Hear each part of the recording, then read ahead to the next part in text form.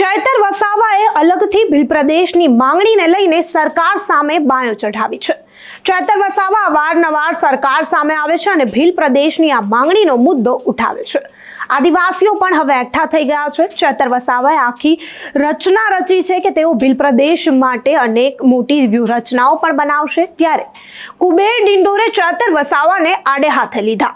તેમણે ચૈતર વસાવા પર મોટા પ્રહારો કર્યા અને કહ્યું પોતે ઘરમાં રહેવાના ફાંફા હોય અને ભીલ પ્રદેશની માંગણી કરી રહ્યા છે। અહીંયા શું કમી છે ભાઈ તમને, એમ કરી ચૈતર વસાવા પર મોટા પ્રહારો કર્યા। સાંભળીએ કુબેર ડિંડોરે ચૈતર વસાવા પર વધુમાં શું પ્રહારો કર્યા। એનાથી આગળ વધીને કેટલાક લોકો અધિકારના નામે આદિવાસી સમાજને ગુમરાહ કરવાનું કામગીરી કરી રહ્યા છે। આદિવાસીના અધિકારો કયો અધિકાર બાકી રહ્યો ભાઈ? તમામ હક અને અધિકાર મિત્રો આપણે મળ્યા છે। ત્યાં રાખવા છે કવાકો ગયો તમારા ગામમાં એ પૂછું ભાઈ વોટનો પંચાયતનો સભ્ય કોણ છે? આદિવાસી। ગામનો સરપંચ કોણ? તો આદિવાસી। તાલુકા પંચાયત સભ્ય તો એ આદિવાસી। જિલ્લા પંચાયત સભ્ય તો આદિવાસી। ધારાસભ્ય તો આદિવાસી। સંસદ સભ્ય તો આદિવાસી। બધા આદિવાસી ને ભીલ પ્રદેશ વાળા બધા આ બધા જ આદિવાસી આગળ નથી આગળ દેશના રાષ્ટ્રપતિ પદે પણ આપણા દ્રૌપદી મુર્મુને મિત્રો બિરાજમાન કર્યા।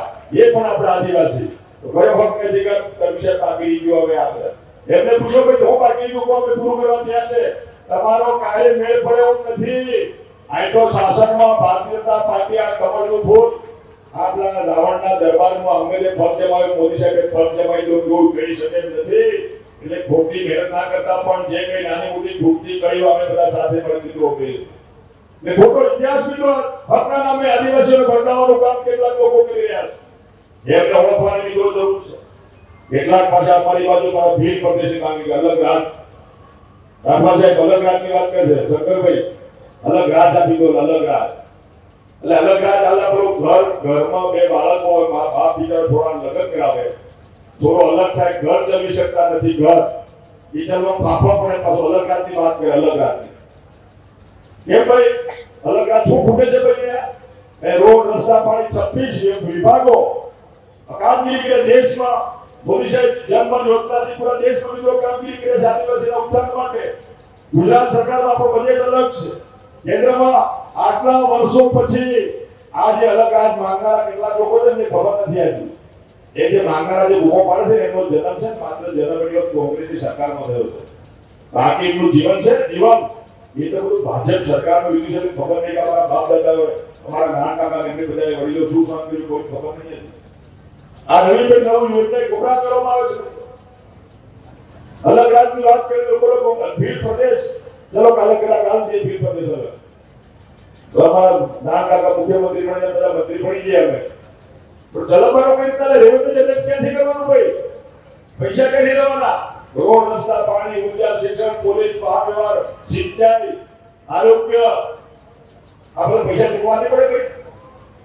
આ તો મોદી આપણે ગુજરાત દેશમાં 140 કરોડ લોકોમાં માત્ર 8 કરોડ ઉદ્યોગપતિ લોકો ટેક્સ ભરે છે। 140 કરોડ જનતામાંથી માત્ર ટેક્સ ભરે છે 8 કરોડ ઉદ્યોગપતિ। ये मोदी साहब ने जो जीएसटी दाखिल કર્યું હવે લાઈન પર આવી પાડી એક ટેક્સના પૈસાથી આપણા વિકાસનો કામ થાય છે। ઉદ્યોગપતિઓ પાસે ટેક્સેબલ લોકો પાસે પૈસા લઈને ગરીબોના ઉત્થાન માટે ગરીબોના વિકાસ માટે બીજો પૈસા વાપરવામાં આવે છે। એ આપણે મળી રહ્યા છે। આપણા પ્રધાનમંત્રી આવાસ, આયુષ્માન ભારત કાર્ડ, ખેડૂત સન્માન નિધિ, પૈસા મફત અનાજ આજે મળી રહ્યું છે નથી મળી રહ્યું છે। આજે ઉદ્યોગપતિઓને જે ટેક્સ ભરે છે એ પૈસા મોદી સાહેબ ગરીબોને આપે છે। તારે પાડો કે હવે આપણો લાભ તેનો કલ્યાણ આપણું રાજ્યમાં આપણે બધા મોટી બીએ બોલતા જ નથી, વાત જ નહીં કરે પેલો આવે હા પડવાની એ બે દે હા પેલો આ બધો હા આમાં જ આપણે આઈપીએલ છે ત્યારે આપણે હવે બધા જાગૃત મિત્રો આગળ વધવાનું છે। જે વાત મિત્રો જે કેટલાક લોકો દેશને તોડવાની વાત કરી રહ્યા છે, અલગતાવાદ પેદા કરવાની વાત કરી રહ્યા છે। આવનારા સમયમાં જો આ દૂષણ આગળ વધશે તો એમાં આદિવાસી અને બિન આદિવાસી વચ્ચે જે સંઘર્ષ ઉભો થશે આંતરરાષ્ટ્રીય મિત્રો ષડયંત્ર ધ્યાનથી રહ્યું છે, બધા જાગૃત થવાની જરૂરિયાત છે।